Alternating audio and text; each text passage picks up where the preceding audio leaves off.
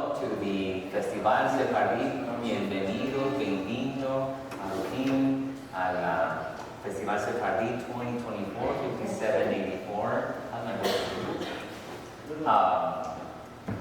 I have some appreciations for this festival's success. Higher? Yeah, how's that? Is that good? Is that louder? Is that, yeah? Okay. I have just some announcements before we get started. Just some appreciations, thank yous to Esteban Rael, Hector Contreras Lopez, Batia Polos, Stephanie Cohen, Beth Cohen, Bobby Q, Diana Q, Sandra Marroquin Evans, Eileen Dunn, Michelle Radin Vogler, Ann Abrams, Lee Smolovich, Linda Sprice, Maxine Paul, Benina Ballin, Sarah Aerosmith, Judy Brown, Eliana Ballin, Lisa Jacobs, Patricia Herschel, Clem Weems, Sharon Haya Niederman, Gloria Dassoff, Emmett Mayan, Adam Aguirre, Cynthia Gomez, and Noah Bloom, amongst many others that have made this festival a success. The Festival Sefardí, this project is supported in part by an award from New Mexico Arts. It's a division of the Department of Cultural Affairs and by the National Endowment for the Arts and by the Stratton Pettit Foundation. So with no further ado, I would like to introduce Madeline Aron,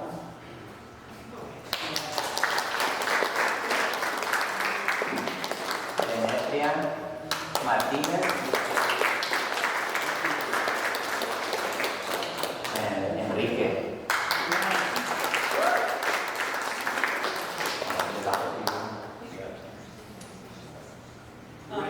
We're going to start with a song by Madeline.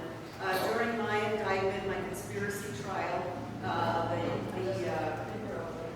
the other side, the prosecution managed somehow to get a copy of this poem, which was used against me as pretrial discovery, and Madeline actually put it to song. It's called Nativity for Two Salvadoran Women, and this is the poem up on the wall.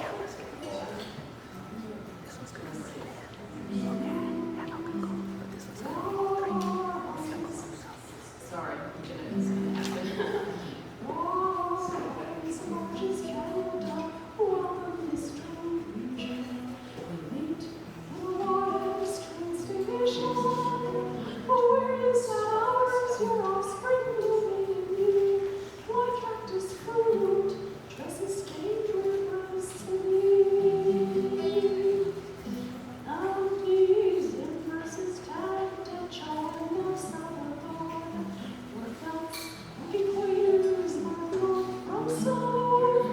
Orders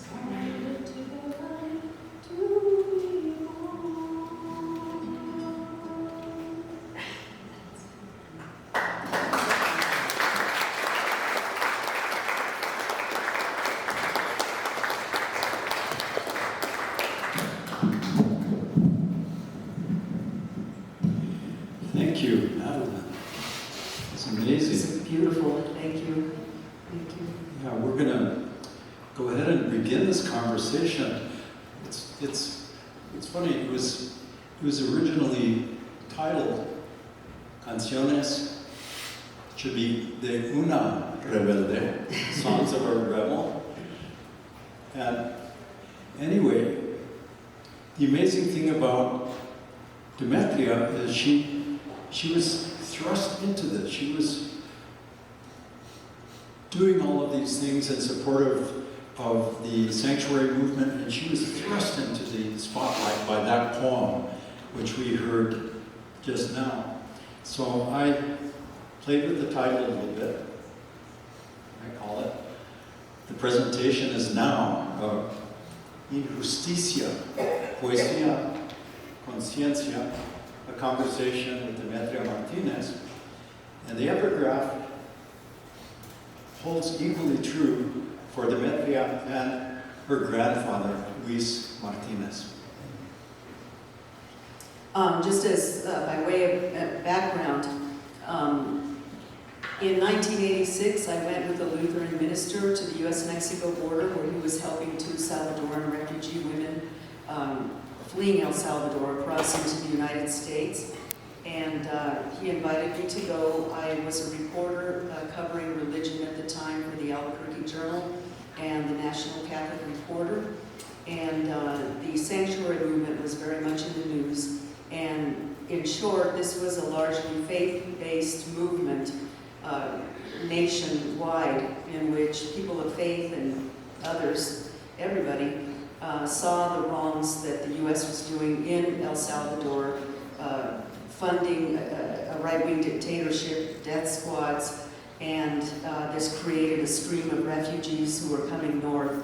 And so people defied U.S. immigration law and helped transport refugees, provide housing, food, clothing.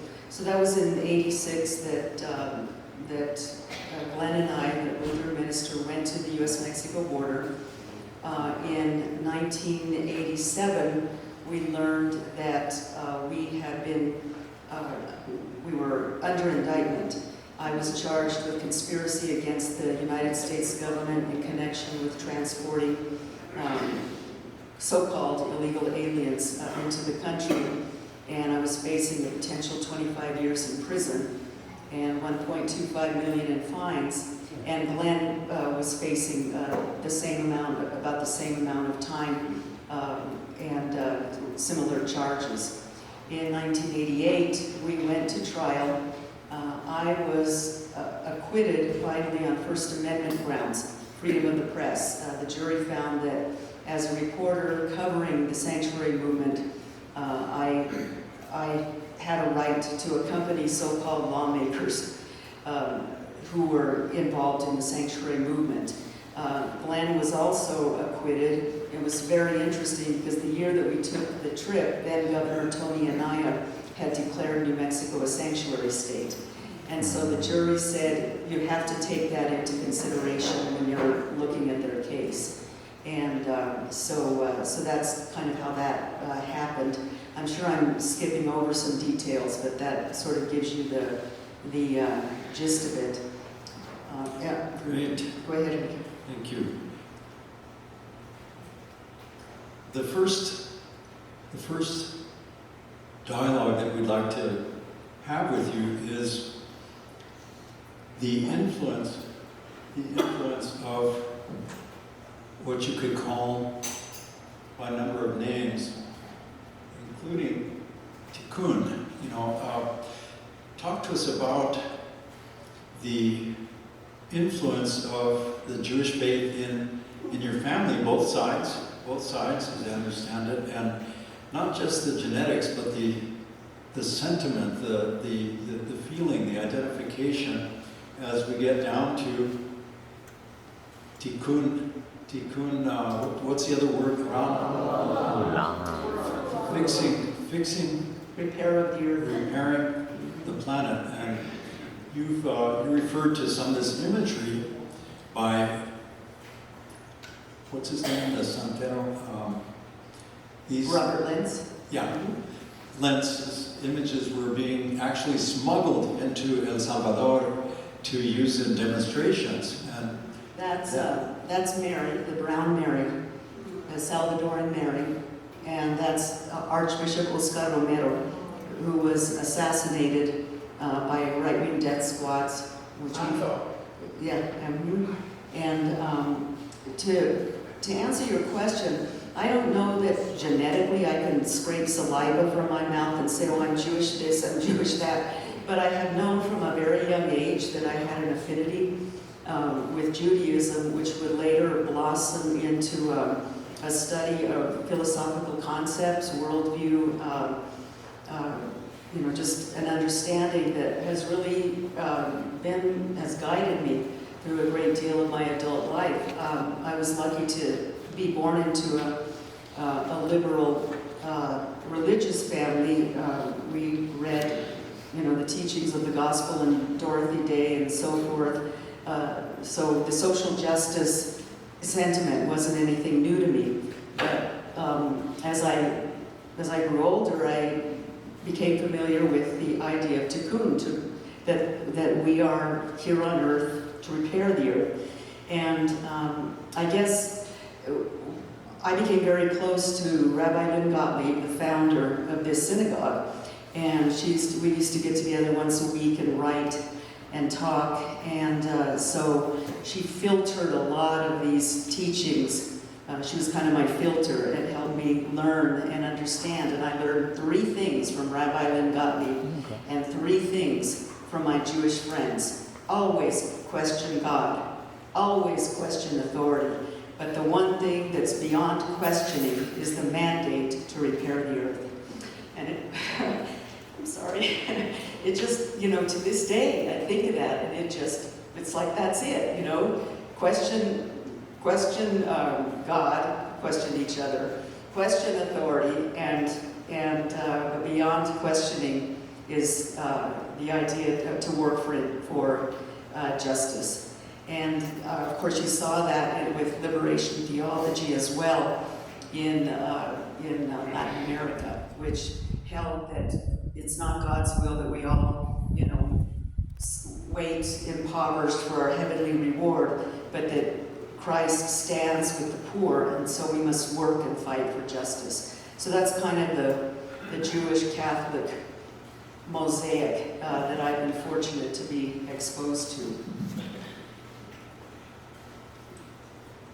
The amazing thing to me is noticing how Tikkun Olam cuts across the entire range of Judaism, from totally secular left-wing Jews to the most observant on the other end of the spectrum. It is there. That's my observation across the spectrum. And so, tell us a little bit more. Well, Demetria shared this story with us, how it got going, and what happens when art and activism collide at 60 miles an hour, or however you might want to put it. The sanctuary movement was quite amazing. Back in 1980, Jimmy Carter signed into law the immigration protection for asylum seekers, and then boom, Reagan gets elected and starts scapegoating everyone who's taking those laws as seriously as you and everyone else. And so this movement emerged, and guess what? It's still with us. It has re-emerged. And it's going strong. Who knows the paths that it's going to take in the next 6 months or 9 months? But it's like a time bomb, I think. The church, First Congregational Church on the corner of Lomas and Girard, they are a sanctuary church. They have had a gay Honduran couple in the basement now for 3 years, to save their lives. So that's just one example of what's going on here in Albuquerque. So I thought I'd talk a little bit about my connection to this. It'll take us back to 1983. Unfortunately, I couldn't find any pictures of this because I didn't have a camera. Me and my good friend Tony Mares, who's here, this belonged to Tony.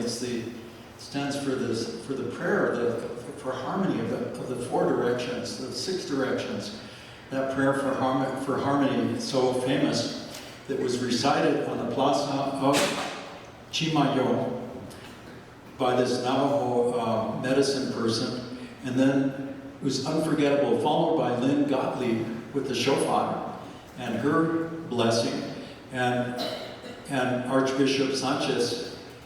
They were standing there, and we were the runners. It was a relay up the hill to Los Alamos, and we were blessed, each personally, by those spiritual leaders, and we started our ascent. Luckily, we had a van because I was a little more experienced runner than Tony Mares was, but they would pick us up. Glenn Fife was in our van, one of the radicals. John Fife? John Fife, I mean, not to be confused with Glenn, but we made it. We made it, and on the other end, as we did our lap around Ashley Pond, we saw all these cameras and all this video being taken at the event, and it was the FBI. So from blessings on one end to the FBI on the other end, because the most dangerous people during that part of the Reagan administration, the most un-American, the most dangerous were interfaith groups, and so they were all right there. So that's my personal contact to it. And so you heard the poem, but what I'd like to do to move the discussion further with Demetria, I'm not gonna put words in her mouth. I'm gonna read something incredible she said in another interview about activism and creativity. Quote unquote, quote, "Activism is a form of creativity, a way of being in the world. You join an age-old conversation with others about the possibilities of change, searching the past for what has worked in the struggle to bring about a more just world, and then imagining alternative futures." This is where literature and poetry come in. "You listen, gleaning wisdom from those who resist. What are their stories? Their histories of political struggle. You discern what your place is in this story, this historical moment. Then you act, always in community, to stop a war, promote immigrant rights, or change environmental policy, whichever your passion for change and poetry lead you." Those are Demetria's words. So we heard this song, we heard this smoking gun. It was so shocking to see a poem used against someone in a court of law. It's just... Well, it's interesting too, because, I mean, if you look at the poem, Ding Dong, I mean, the lines that immediately gave away my politics, you know, at that period, because the prosecution was trying to say, oh, she's this, you know, radical Catholic, and she speaks Spanish, so obviously she was, you know, bringing refugees in. I mean, that didn't erase the fact that I was a reporter, covered by my activities protected by the First Amendment. But in getting hold of this poem, I mean, to me, the lines that you could erase and delete the whole poem, but my favorite lines are, "In my country, we sing of a baby in a manger, finance death squads." I mean, to me, that summarized everything. And so it's, in a weird way, it's not surprising that the government was able to filch that poem and to attempt to use it. Because they did filch it. It just showed up. It was unpublished. Demetria didn't know if it was someone who swiped a copy off a table or recorded it on a cassette machine. But another part of the poem later on, of course they couldn't come north straight up because they'd hit the immigration checkpoint. at TRC. There were a couple of them. So they drove through the Gila. They drove through the Gila to get around them the long way. And of course, this was used against her too. They said, here's what you were doing. You were bringing these women in. They were even saying things like, you're doing this to sell babies and stuff like that. I mean, just the most horrid. It's crazy. And, it's interesting because it's important to understand this, and especially for those lawyers in the room, and I know you're here, my sister. It's important to understand that the sanctuary movement was very clear, saying we are not breaking the law. In fact, we are obeying international law and U.S. law as it pertains to refugees. So we are not breaking the law. The United States government is breaking the law by attempting to keep us from helping, our refugee brothers and sisters. And now, these were all fine points, but they added up to, a very strong case. Very traumatic for Demetria and her family. Oh my God, to be young and beautiful again. Remember the good old Tribune, the Albuquerque Tribune and the Journal just had a heyday with the case. And for various reasons, I had to be the poster girl, not just for the First Amendment, but for the sanctuary movement, because things were a little more problematic for Glenn and his case as a Lutheran minister. So they'd come over to my little casita in Old Town and sit here on the bed, sit here with your teddy bears, stand next to the cross, and that didn't put a good halo around my head. And so we had fun. Enrique had fun finding some of these images. Yeah, and I noticed this one right away because this is my friend, Pulitzer investigative journalist and poet, a wonderful poet, Victor Valle, who picked it up in the LA Times. That's almost the next day. So I wanted to show that image. And you had some really interesting witnesses in your trial. And my favorite is V.B. Price is such an amazing human being, but my favorite was Tony Hillerman, because the guy's sense of humor is just over the top. So tell us. Yeah, I have to tell that story. There were some incredible witnesses. First of all, Rabbi Lynn Gottlieb was one of my witnesses, a star witness. She was able to say, look, I know Demetria well, we get together regularly to write, I've seen her reporter's notebooks, she told me about the trip that we took, and so, that she took, and so the question came up, well, what does the nativity have to do with Demetria and being a religion writer? Why is this even a religion story, the sanctuary movement? So Lynn, in this brilliant, almost Talmudic kind of interpretation, starts to talk about, the immigrant family, Jesus, Mary, and Joseph. And it took like a minute for the courtroom to recognize what was going on. This was a rabbi, explicating the Christian story, to all the friends out in the courtroom, and people started laughing and clapping. That was the first time just about that I knew that I was going to be acquitted. So she was a star witness. Tony Hillerman was amazing. So he gets up there, straight-faced Tony, and my attorney had come up with the idea of getting, subpoenaing, I think that's a word, correct me if I'm wrong, Tony.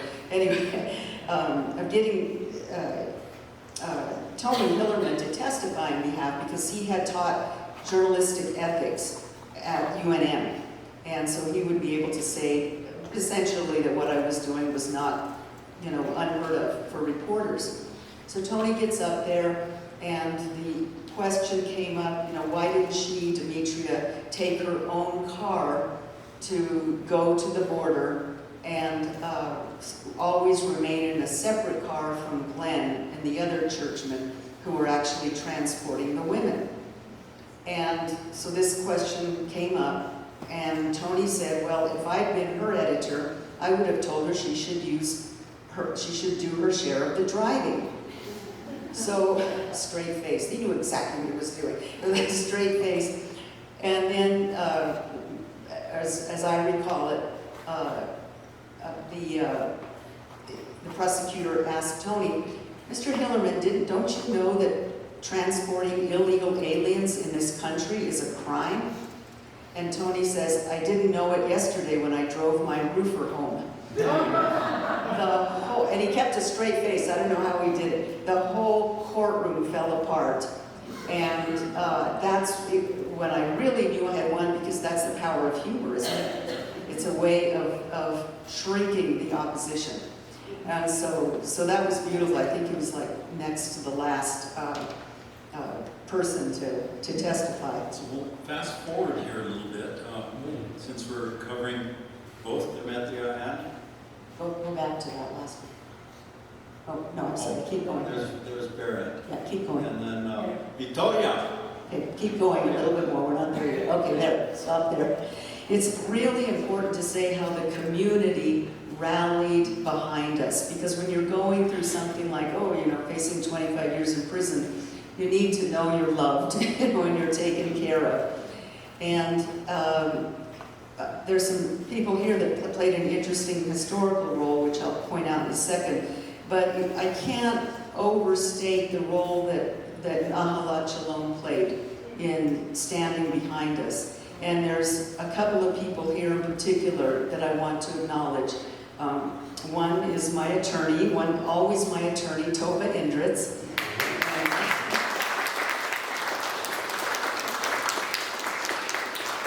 And the other person who gave me sanctuary was Sharon Niederman. At a time when I could barely eat, she made sure that I went to court each day with a little lunch bag with lunch. And, it was just incredible how people stood with us and, had our backs. And those are just a couple of people that are here today that, I think it's important that they be acknowledged. Other interesting moments were our friend Mark Rudd. He happened to be, he's here.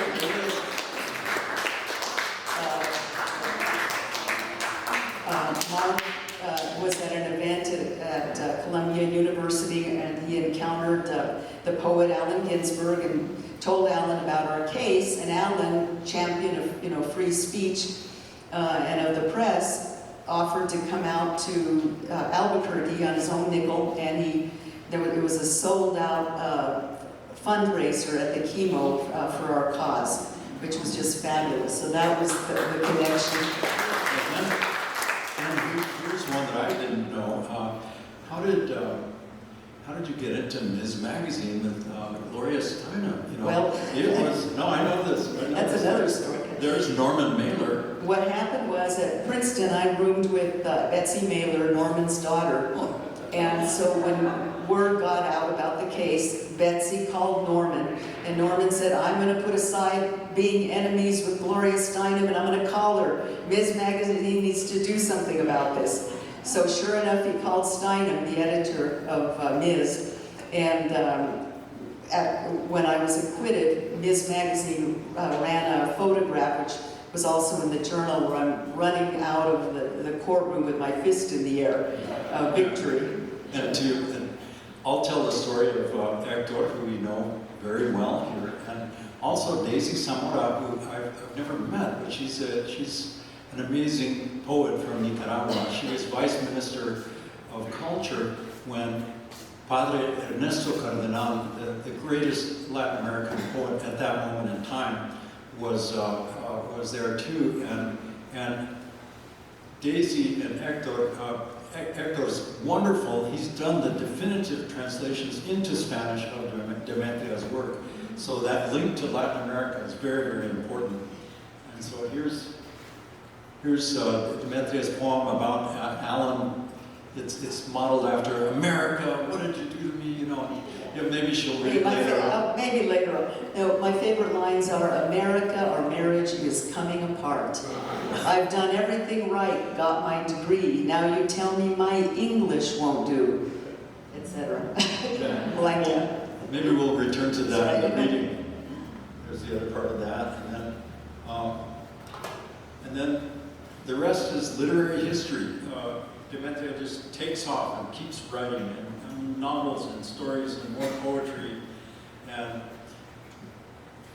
as we talk to her after we break, you know, she'll share some of the stories. They're amazing, and this book list should be everyone's short list in New Mexico, as it is everywhere else at this point, including Latin America, where you can read mother tongue in Spanish. I'm not sure if Spanish, Hebrew, Portuguese, German. really. Yeah. So, are we ready for Louis? Yes. Okay. To move on. Okay. Oh yeah, that's Hector, and his. This is very recent, by the way. It's online. It's an online journal, Golan.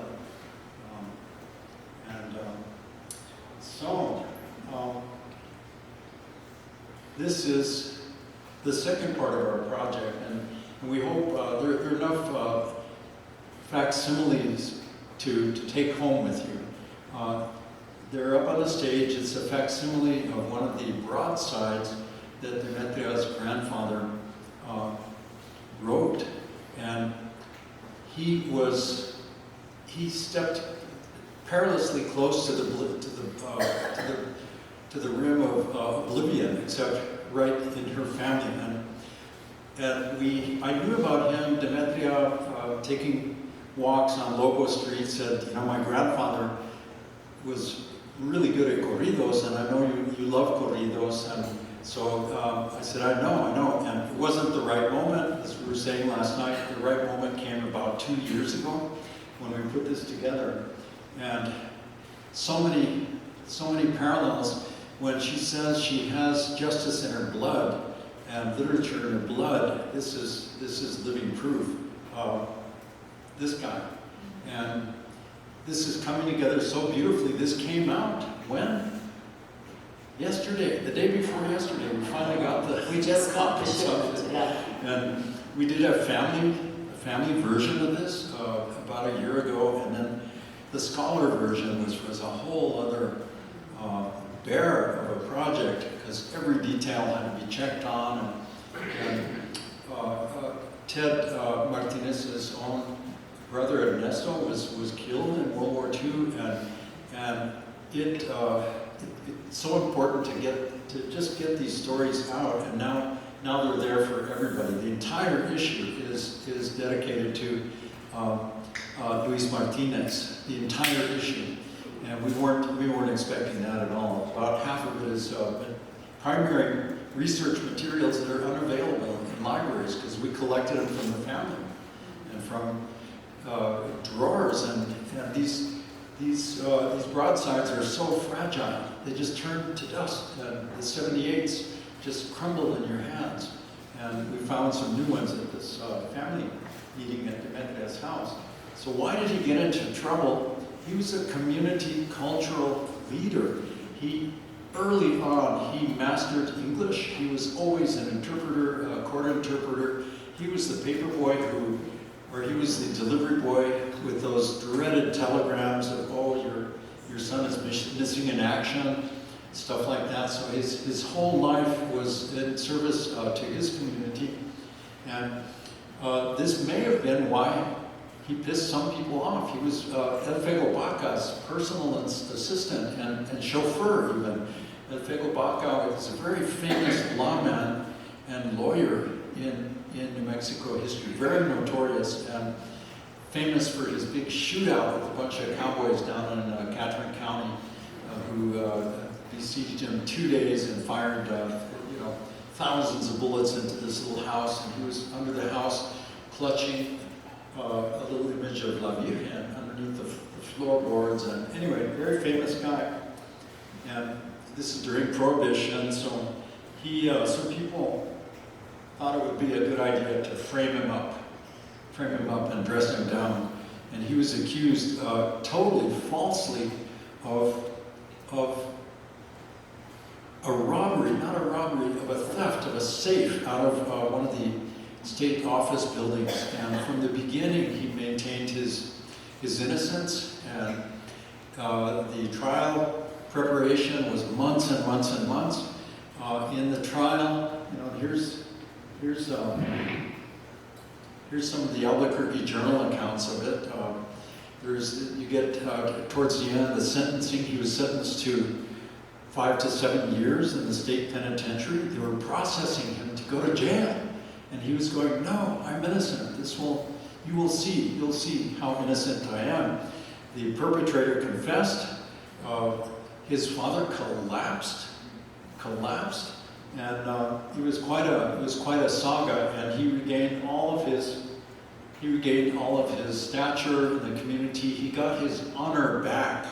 He got his honor back in the same way that Demetria did through her poetry, through her writing. And he went on to write corridos. The first corrido he wrote for himself, saying, I'm innocent, I am innocent. They held me 33 days in jail without bail before, right after he was arrested. And of course, you know, the residents of that, how old was Jesus when he was sacrificed? This was not lost on anybody. So he gets off, and the community celebrates. There's big celebrations in Los Martínez and the Porvenir Hall. There are 78s of this corrido that were cut and played all over the place. And then World War II happens. And this is the corrido that we thought we'd mention here briefly, because he writes it for two of his sons. One of them is in India, and the other one, Ernesto, is killed in action. But he makes a corrido for all of these servicemen, for everybody, and he makes his memorial. It's so amazing. It's such amazing poetry. He says, well, we'll go ahead and read it. En estos humildes versos voy a decir lo que siento, pidiéndole a Dios memoria, sabiduría y talento para poder construir un hermoso monumento que el tiempo no lo derrumbe, ni el agua, calor, ni el viento. And so what kind of monument is this? It's not a statue, it's not an obelisk, it is a poem. It is a poem. It says, no de piedra ni madera, de mármol ni cimiento, un monumento de letras, nacidos del pensamiento.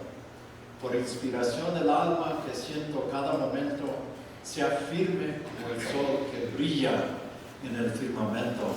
It's really beautiful poetry. It's the last corrido that he wrote for the 2 world wars, and all the rest of them were for senators that he admired, people who would push the New Deal and everything that Dennis Chavez did. You could not get elected in New Mexico without a corrido written by Luis Martínez. He was a go-to guy there for a long, long time.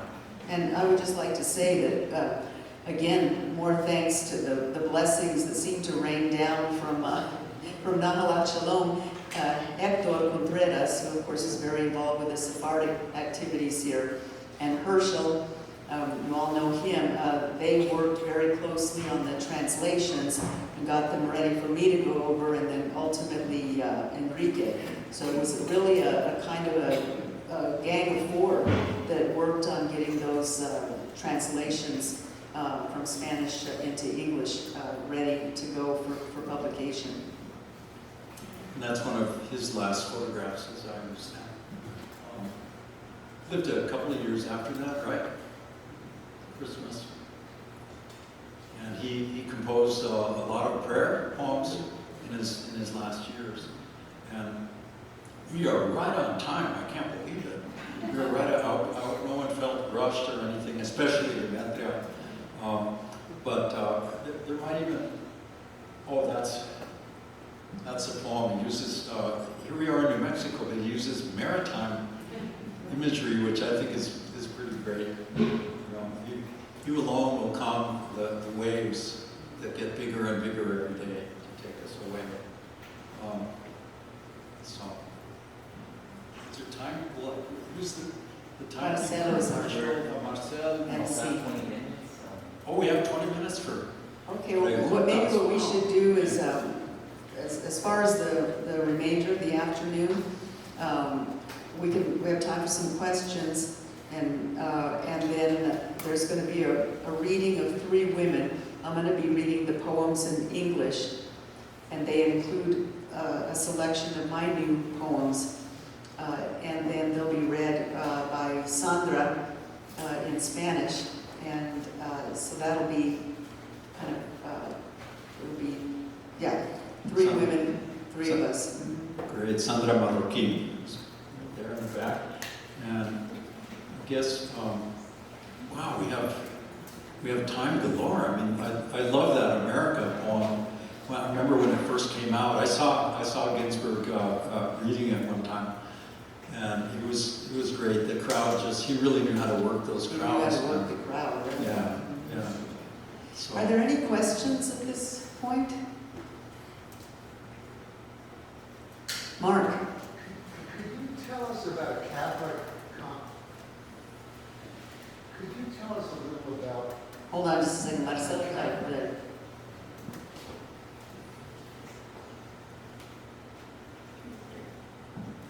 Could you tell us a little about a Catholic concept that I first heard from you?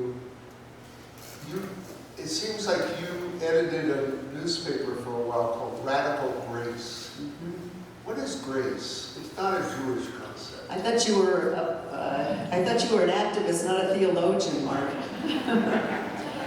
Well, the Catholic concept of grace has to do, and I know it has to exist in one form or fashion in other religious traditions, particularly mystical traditions. And grace is, after all, pardon the expression, after all the shit has hit the fan, there's nowhere left to go. The only thing left is grace. Grace that comes from God as gift. And it's mysterious in the way that gifts are. Gifts that we don't deserve, that we give to one another, gifts that we receive from one another. And it can never quite be put into words, and that's what makes it even more difficult, but you know it when you've received it. that's why you say gracias. Gracias. You don't deserve it, but gracias anyway.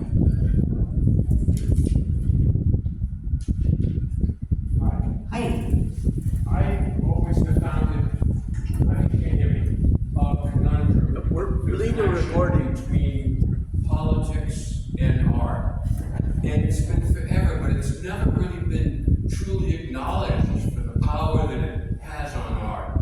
From Goya to Picasso to all kinds of artists.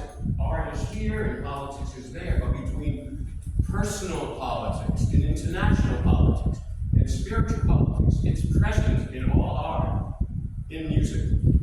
But for some reason, for me, it's always felt, art and culture here, and politics is of the earth and other people. So it's an interesting kind of conundrum. I don't think that it's ever gotten its due credit. I think you said it very well, because they've always been viewed in a kind of compartmentalized fashion. And when one really, should feed the other, and I think for me, what I like to think about is, well, what historical moment am I living in? In what ways am I obligated to speak out?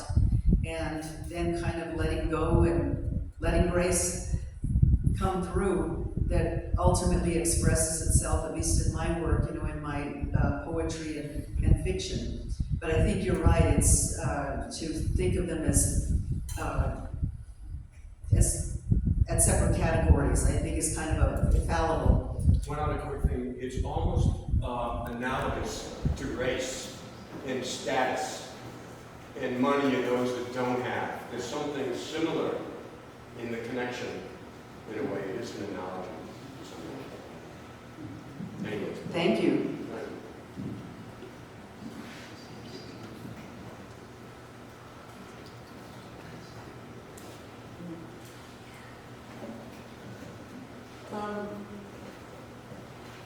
Since immigration in its broadest sense has been central to Demetria's life and work, and both her creative work and her activism I thought I could use that as a way to ask all of you, inform you and ask you to get involved immediately because as you may or may not know, maybe 10 years ago, we being the pro-immigrant activist segment of the community, was successful in getting the Albuquerque City Council to adopt a resolution. We carefully did not call it a sanctuary city because that was a loaded term. We called it an immigrant-friendly city for Albuquerque. But in the body of that resolution, all the specific things that make up the sanctuary city were identified and dealt with so that the effect of it was the same as if it had been called a sanctuary city. We're just trying to be politically a little more careful. Anyway, 2 weeks ago, 2 of the female members of the Albuquerque City Council at the council meeting put forth a resolution to amend the Albuquerque immigrant-friendly city, to amend that. And the amendment they put forth, really, if it passes, would strike at that resolution, which is now law, it would take the guts out of it. Okay? They were also being very clever. They didn't say we're going to try and erase this off the books. They're going to give it a death blow from the inside. So that has been sent to committee, and I don't know, I'm sorry to say, whether this Monday there'll be a committee report or exactly what the status is as to how long it's going to take till it comes to a vote. But everybody here, if you live in the city of Albuquerque, has a city council person who represents you. And if everybody here would get on the phone Monday morning, because the council meeting is Monday night, and call your council person and speak to them or leave a message asking them to strongly oppose the amendment to the immigrant-friendly city. And I'm sorry to grab time off. No, this is an important meeting. That's what it's about. I couldn't resist the opportunity to reach out. You have, yeah, we have to reach out, you know, strike, the iron is hot, pardon the cliche. And I know she doesn't like to be recognized, but Mimi Lopez was the treasurer of our defense committee.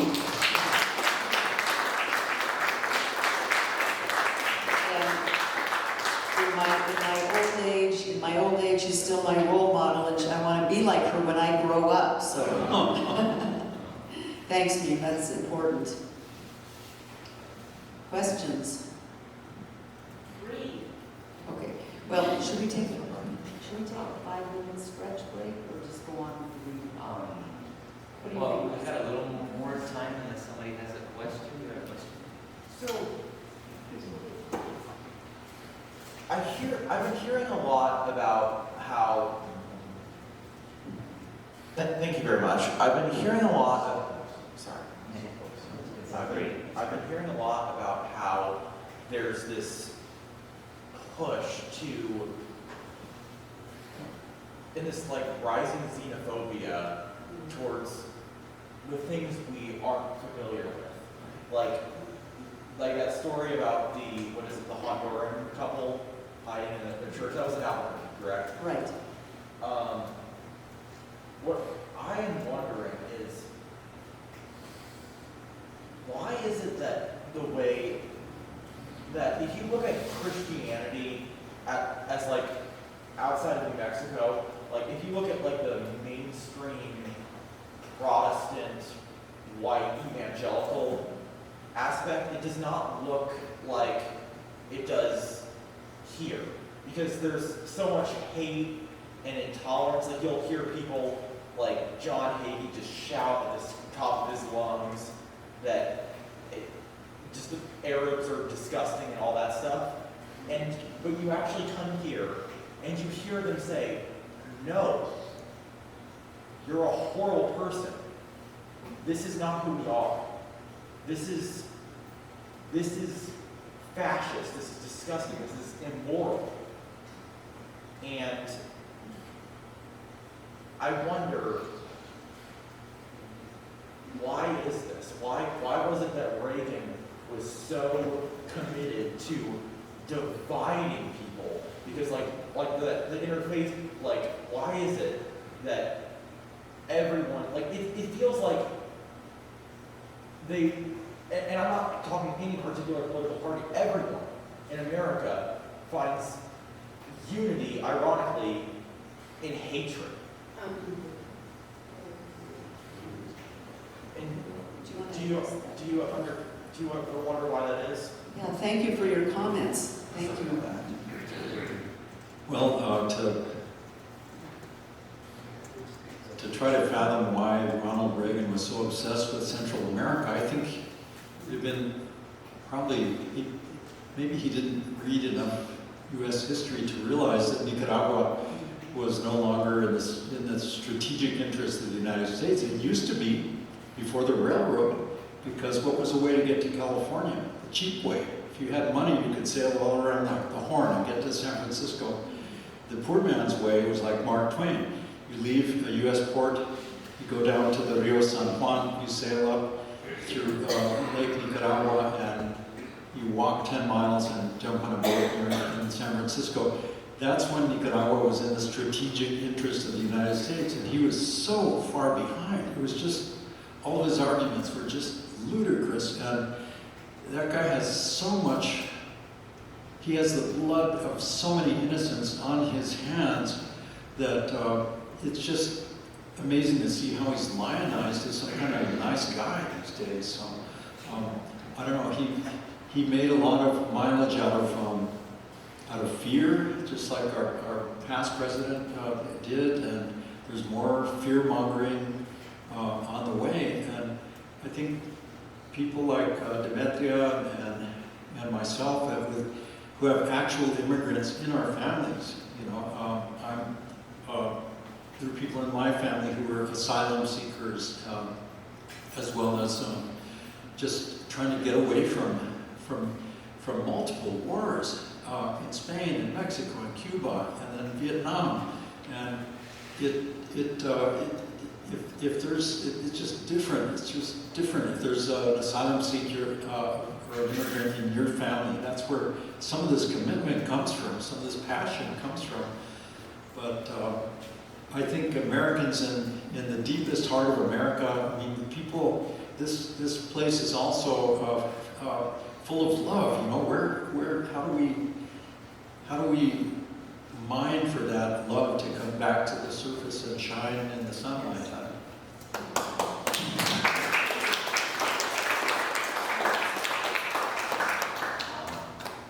That was amazing. Thank you all, our tios, abuelos, tias, grandfathers, grandparents, our elders who are in pictures from black and white to color, who did all that hard work in the past, and we say no more, but it's happening again. Our own kids are now getting arrested still for their justice. But it's almost 4:30. I'm sorry, it's almost 4. We're going to take a short break. Coming up at 4:30, we have a poetry concert with Demetria and Sandra. And we'll also have an ASL interpreter, Alex Luce, at that time. As well as coming more up at 6 o'clock, we'll be taking another break.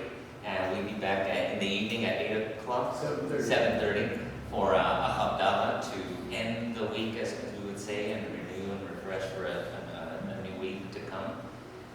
So please join us. Sunday, please also join us for more stories, more incredible stories, writing workshops. 1 o'clock, 2:15, another writing our stories with Herschel Weiss. Our closing circle. And then at 4:30 tomorrow, we will have Lon Piñon in concert. And so please stick around for that if you can join us. And again, thank you for joining us. So, Marcelo, so we'll take a 5-minute break? Wait. to that? No, ahorita. I'm confused. 30-minute break. We'll take 30 Yeah. and then we'll do the poetry reading. And we'll come back for 4:30, so we'll come back. Did you have a question, Enrique? Yeah, I just wanted to respond to the comment that was made, why is there so much hate? And my comment is that there are people that benefit